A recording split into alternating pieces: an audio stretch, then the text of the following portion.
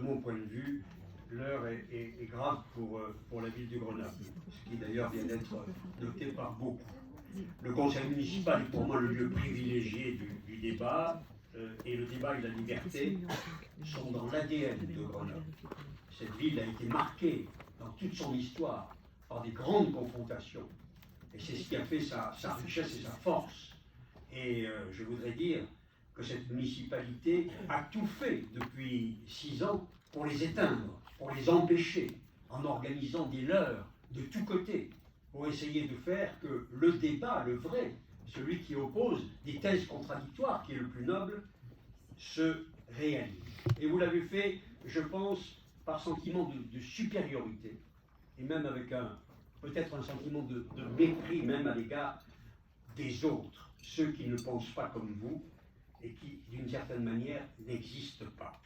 C'est pourquoi je voudrais remercier fortement Nathalie Béranger et Brigitte Boer de m'avoir permis de participer à ce débat et de faire qu'il ait lieu avant les élections municipales. Mais je voudrais dire aussi un sentiment personnel, monsieur le maire, c'est que j'ai ressenti cette haine qui a été déchaînée contre moi et qui procède, c'est toujours laid, la haine. Et celle-ci, elle est laide parce qu'elle procède d'une peur. C'est la haine de la peur que vous avez lâchée, une volonté de détruire, d'élimination, voire d'extermination. Et j'ai trouvé que ces excès ne grandissaient pas la majorité municipale. Parce que les contre-pouvoirs sont indispensables en démocratie. C'est la grandeur de la démocratie et c'est la garantie du citoyen. Je voudrais venir à votre présentation du budget. Je dis bien présentation, parce que cette présentation n'est pas le budget. C'est un document concocté par la majorité municipale pour présenter le budget. Et donc, il est en partie faux. Faux par omission, faux pour un certain nombre de tableaux, parce qu'ils ne correspondent pas au budget lui-même. C'est votre interprétation du budget. Et pourquoi ces présentations faussées?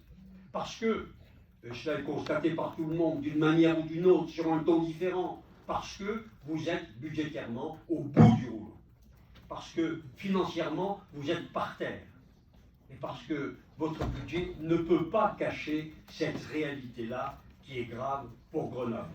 Oui, Grenoble est au bord ou de la banqueroute, disent certains, ou de la faillite pour d'autres, ou de la mise sous tutelle pour d'autres.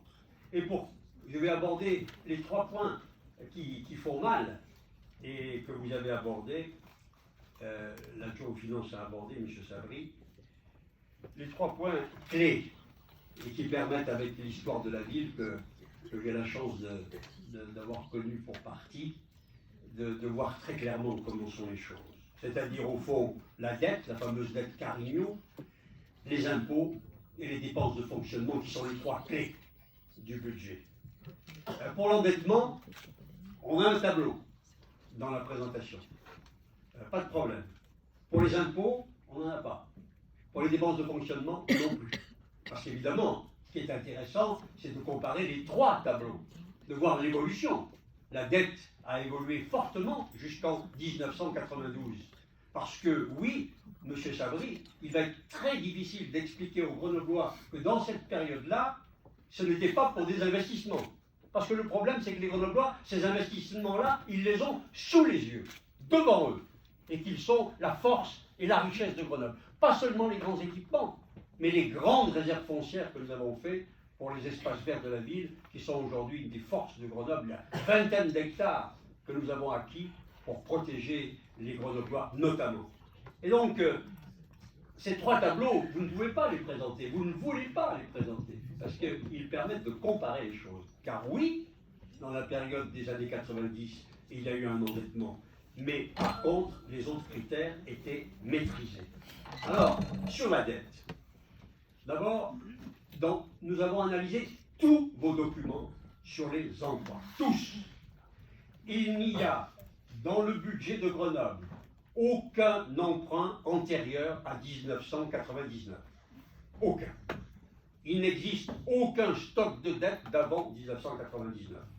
Tout le stock de dette que vous avez maintenu, que vous avez réalisé et que vous avez augmenté, il est le vôtre.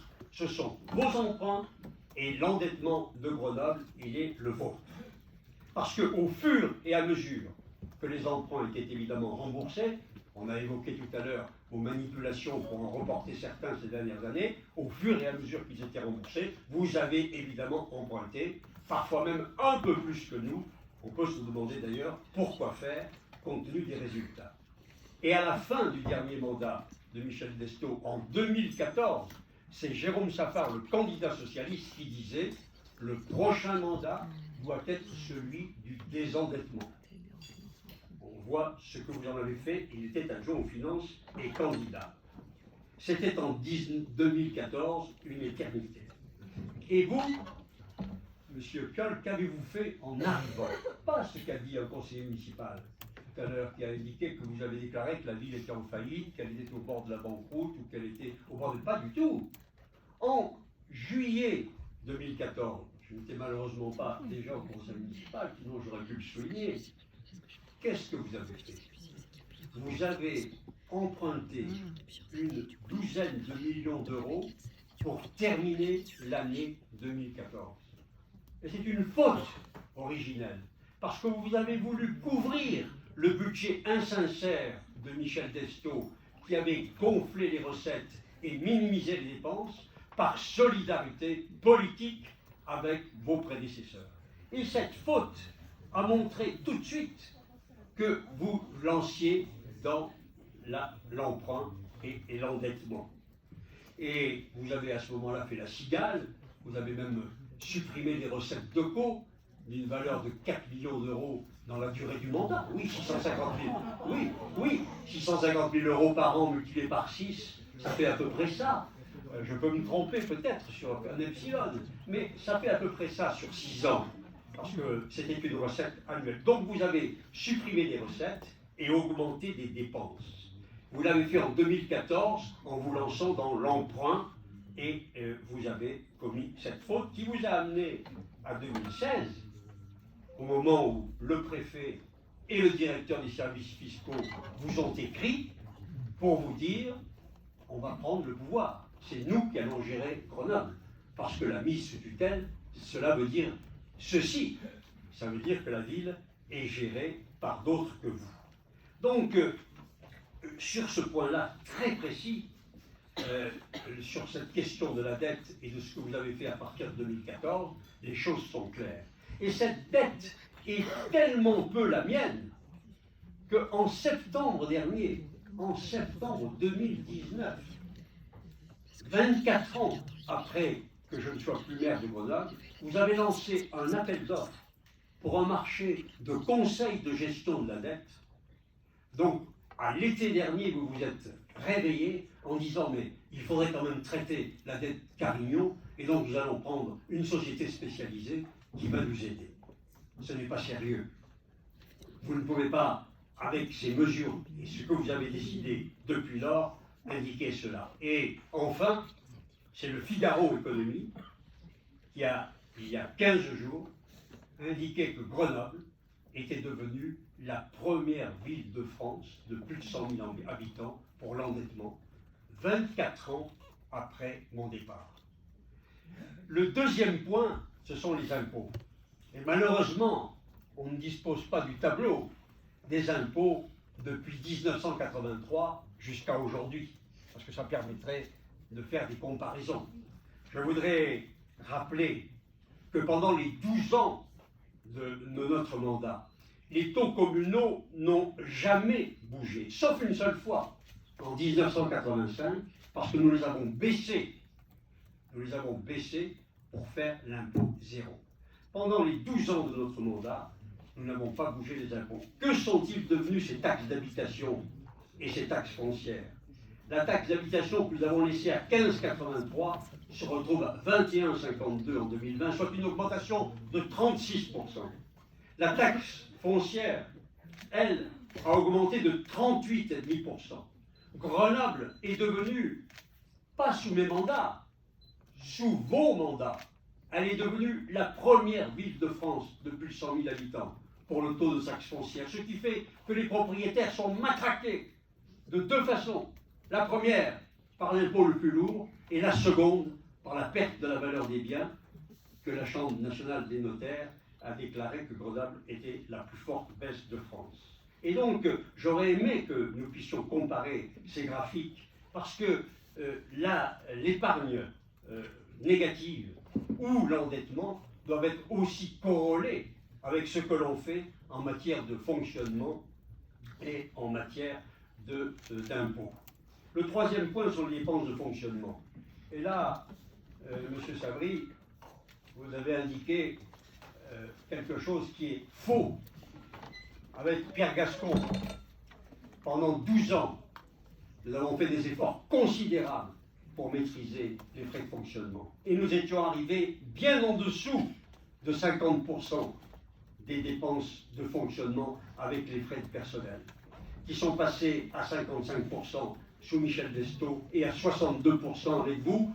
Et vous le savez, c'est ce qui paralyse le plus la ville de Grenoble, puisque sur 87% du budget, vous avez 62% incompressible, et c'est vous qui avez conduit cela, alors qu'il y avait au moment des transferts avec la métro. C'est vraiment le moment que vous auriez dû choisir pour réduire les frais de fonctionnement. Et donc, c'est pourquoi ce budget que vous présentez aujourd'hui ne règle évidemment rien. C'est une faillite différée, mais pas éloignée.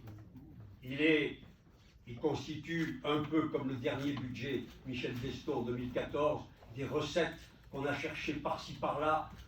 Christophe Ferrari a à nouveau sorti son carnet de chèques.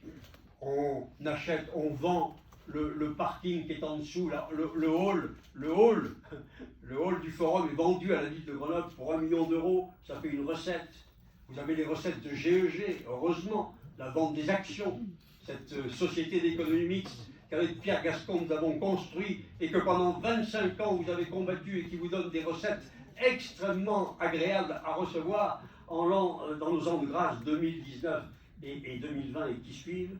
Vous avez aussi Madame Boileau, Grenoble Habitat, qui vous achète un foyer logement, le foyer logement d'Aude-Dame, ça fait des recettes. Vous vendez la maison de personnes âgées à Montbonneau, la maison Galvin Place de Gordes. Madame la présidente de Inovia finance aussi, achète un tellement. On fait des recettes qui ne sont pas des recettes, qui sont de compte à compte et qui concernent le même contribuable, celui qui va payer à la sortie. Et de notre côté, nous pensons que l'épargne nette, contrairement à ce que vous indiquez, est une épargne nette négative en 2020 en fonction de ce que nous comptons du budget. Et je voudrais vous signaler que l'épargne nette telle que vous la présentez depuis 1983 est fausse pour les parties 2000 à 2008. Elle ne correspond absolument pas au même document que vous avez diffusé suite à l'audit de la ville de Grenoble en 2014, parce que l'épargne nette était négative entre 2004 et 2008, ce qui a justifié l'augmentation des impôts de la municipalité d'Estaut en 2014. Et j'indique aux Grenoblois, il faut quand même le savoir, que quand on regarde la gestion de ces impôts qui ont mis Grenoble comme la première ville de France pour l'impôt en 2009, et ces impôts ont été dilapidés en 5 ans, puisqu'en 2014, quand vous êtes arrivé, à nouveau, l'épargne nette était redevenue négative, parce que la municipalité d'Estaut avait mangé toute l'augmentation d'impôts avec l'augmentation des frais et dépenses de fonctionnement. Il y a un tableau que vous ne risquez pas de mettre non plus, ni de présenter, c'est celui de l'augmentation des charges de personnel dans la période où vous avez géré Grenoble, et qui permet là de voir comment vous avez asphyxié Grenoble, comment nous en sommes arrivés là. Alors, effectivement, ce budget que vous présentez, c'est un budget qui ne passera pas l'hiver et que nous aurons à traiter au mois de mars. et nous serons de toute façon là, d'une manière ou d'une autre, pour le traiter. De mon côté, je pense que, avec ce que j'ai lu du budget, et je ferai des amendements au moment où cela se présentera, les équipements vont continuer à se dégrader. Vous avez fermé la piscine de Villeneuve en début de mandat, et en fin de mandat, vous fermez la piscine Vaucanson, mettant 2500 enfants à la rue, dans l'incapacité d'utiliser une piscine, parce que vous avez fait des dépenses inconsidérées partout.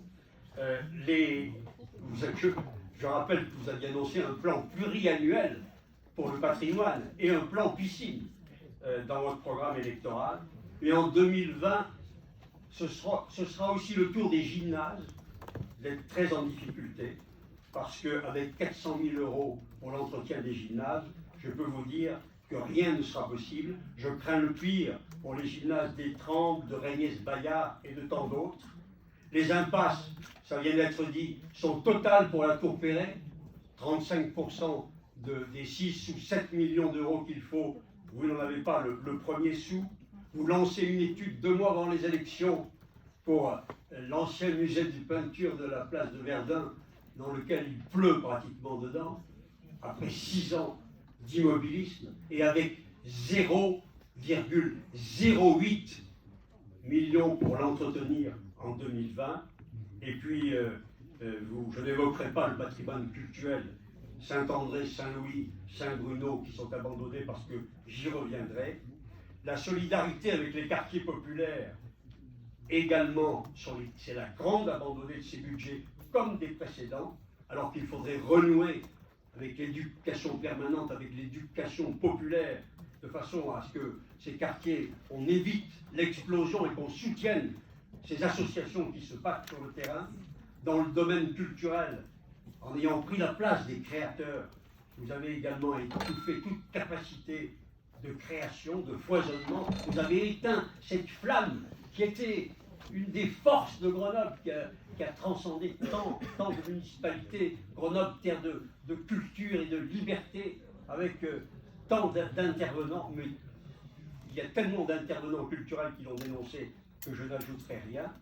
Et puis, sur le plan de l'environnement, du réchauffement climatique et de tout ce qu'il faut entreprendre pour que notre ville soit modèle, je reprendrai exactement ce qui a été constaté par Atmo et qui est dans le marbre, à savoir qu'à minima, à Grenoble, intramuros, la pollution n'a pas diminué sous votre mandat, et avec certitude, elle a augmenté pour des milliers de Grenoblois, du fait des reports de circulation que vous avez imposés sans avoir voulu faire une étude préalable. Vous avez refusé toute étude préalable, ce qui vraiment n'était pas raisonnable pour un plan de cette ampleur. En conclusion, oui, ce budget est une fin de course, c'est une fin de partie. Nous en rediscuterons bien sûr au mois de mars. La solution, ça a été évoqué d'une façon extrêmement légère, ici ou là, mais tout le monde le sait bien. La solution pour Grenoble, ce sont des réformes de structure. C'est un véritable Big Bang qu'il faut entreprendre, pas seulement avec le personnel communal, mais avec les Grenoblois, si on veut faire repartir cette ville et la redresser. Vous ne pouvez plus entretenir le patrimoine, vous ne l'avez pas fait ces 6 dernières années, vous ne le pourrez pas plus ces 6 prochaines années, et ce patrimoine, il ne vous appartient pas, c'est celui des Grenoblois, il doit donc être sauvé. Ce sont évidemment les Grenoblois qui auront à décider de cet avenir, c'est pourquoi je continuerai avec toute l'équipe qui m'accompagne à débattre avec eux de tous ces sujets, avec responsabilité, parce que l'heure est évidemment grave et difficile, avec responsabilité par rapport à ce qui attend Grenoble, mais aussi avec espoir, car beaucoup de choses sont possibles dans une ville quand on travaille ensemble et en concertation avec la population, ce que vous n'avez jamais voulu. Oui, monsieur.